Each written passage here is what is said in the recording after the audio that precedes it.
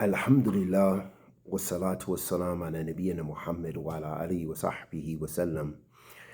أما بعد أحبتي في الله السلام عليكم ورحمة الله وبركاته. أسأل الله الكريم رب العرش العظيم أن يتولنا في الدنيا والآخرة. أحبتي في الله, it's reported that Abdullah bin Massoud radiyallahu ta'ala anhu said, fulfill what Allah has obligated you to do, and you will be from the most devout of the people.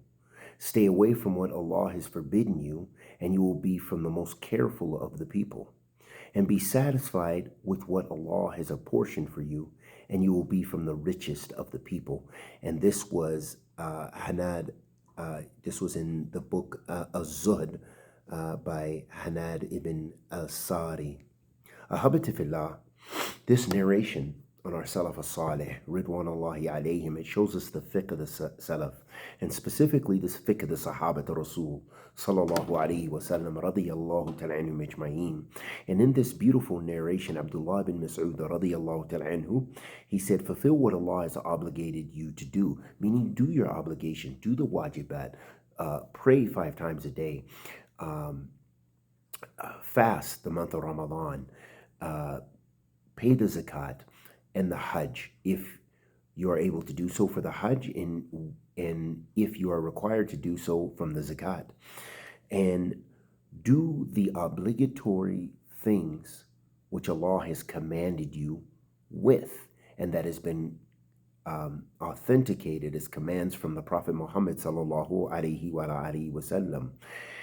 And avoid what Allah has prohibited, and that means taqwa Allah subhanahu wa ta'ala. So the Salaf used to say that taqwa, the concept of taqwa, is that you adhere to the commandments of Allah and you avoid His prohibitions. Also, that taqwa Allah subhanahu wa ta'ala is that you are putting a hajiz bainak wa bain an-nar. You know, you're putting a hajiz, you're putting a barrier, almost like a shield between you and the hellfire.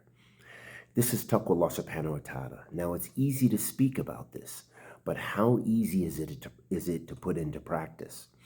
And so Abdullah ibn Mas'ud radiyallahu ta'ala, he said, stay away from what Allah has forbidden you, and you will be from the most careful of the people. Meaning that when you exercise and practice taqwa, so you have to actually practice it, that you will become cautious in how you speak. You will be cautious in what you look at. You'll be cautious about what you eat and partake in your body. You'll be cautious in your actions and how you interact with other people in the creation of Allah subhanahu wa ta'ala. And then he said, and be satisfied with what Allah subhanahu wa ta'ala has given you.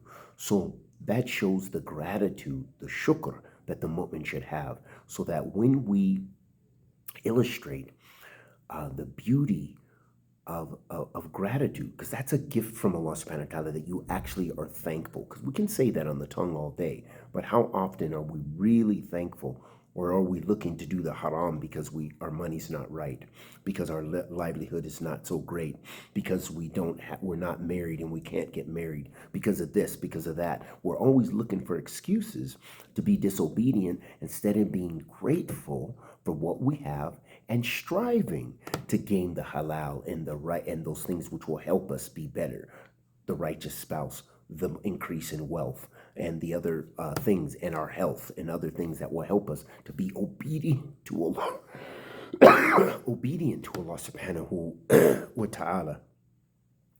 And so Abdullah bin Mas'ud radiyallahu ta'ala, he said, and be satisfied with what Allah has apportioned for you, and you will be from the richest of people. Now, how is this? Because if you're satisfied, say for example, you have $100 to your name, that's it, and that's hard in America. That if you are truly grateful to Allah subhanahu wa ta'ala, it is almost as if you're the wealthiest person, because whether that 100 is there or whether it's not, or whether there's an increase, it doesn't change your status with Allah. It doesn't change your iman, except that you might be more grateful to Allah subhanahu wa ta'ala. You might illustrate more gratitude when you are increased with wealth. So the point is that the material things don't break you. They don't weigh the heaviest things upon you. They are not the things consuming your heart. What consumes your heart is your worship of Allah subhanahu wa ta'ala and your love of Allah azza wa jal and your gratitude towards your Lord subhanahu wa ta'ala. And we ask Allah subhanahu wa ta'ala, the Almighty, to accept our good and forgive our evil. Bless us with ilman nafi'a wa rizqan tayyib wa amalan mutaqabbalan. Wa sallallahu wa sallam ala nabiyyina Muhammad.